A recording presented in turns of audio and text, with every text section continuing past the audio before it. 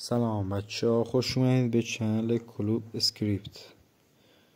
امیدوارم هر جا که هستین حالتون خوب باشه، جیباتون پر پول. خب اسم من رضا و ویدیوهای ترسناک ضبط میکنم. اولین ویدیویی که ضبط کردم حدود 1 سال پیش بود، دقیقا 277 روز. البته از امروز فردا میشه 278.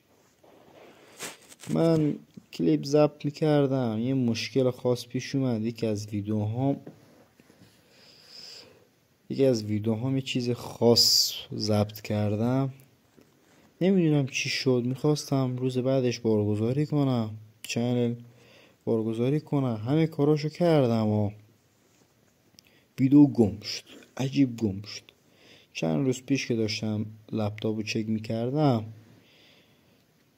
دیدم ویدیو برگشته. نمیدونم چجوری ویدیو رو پیدا کردم و قراره چند روز آینده واسهتون بارگذاری کنم. در کل ویدیوهای خفن تو راهه و ازتون میخوام که اگه از ویدیوهام خوشتون میاد لایک کنین، کامنت بذارین، سابسکرایب کنین. منم قوی سعی میکنم کارم ادامه بدم. لطفا ازتون خواهش میکنم حمایت کنین.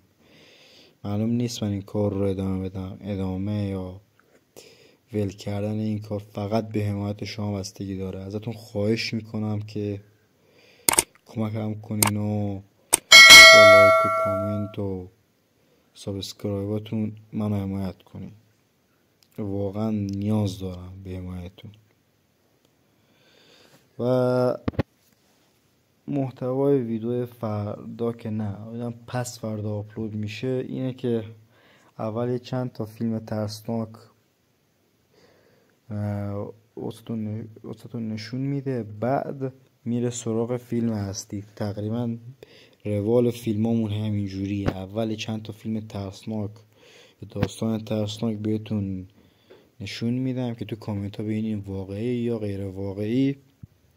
بعد میره سراغ فیلم اصلی که من خودم ضبط کردم و به نتیجه رسیدم و یه چیزی خاص گرفتم واسهتون که امیدوارم خوشتون بیاد.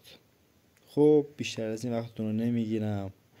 اومدم صرفا یه معرفی بکنم و یه حالی ازتون بپرسم و فیلم های ما رو دنبال کنین و امیدوارم که همیشه در سلامت کامل باشین، جیباتون هم همیشه پر پول باشه.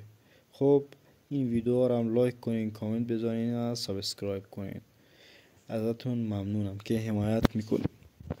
خب بچه ها، فعلا